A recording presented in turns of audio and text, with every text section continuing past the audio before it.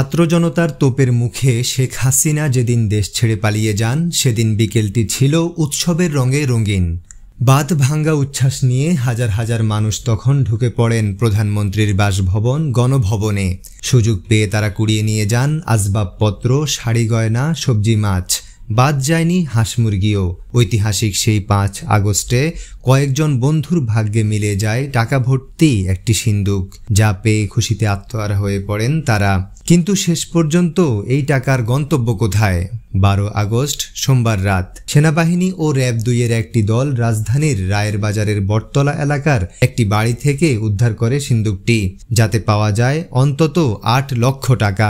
মাত্র 7 দিনের ব্যবধানে ফেরত আসে গণভবন থেকে লুট হয়ে যাওয়া সেই সিন্দুক। র‍্যাবের একজন কর্মকর্তা গণমাধ্যমকে জানান, সিন্দুকের টাকা ভাগাভাগি নিয়ে বন্ধুদের মধ্যেই দ্বন্দ্ব শুরু হয়েছিল। পরে তাদের একজন ফোন করে সেনাবাহিনীকে পুরো বিষয়টি জানিয়ে দেয়। একজন অবশ্য কিছু টাকা নিয়ে চলে গিয়েছিল গ্রামের বাড়িতে, বাকি টাকা এখানেই ছিল রক্ষিত। আমিন মুন্সি, দৈনিক আওয়ার বাংলাদেশ।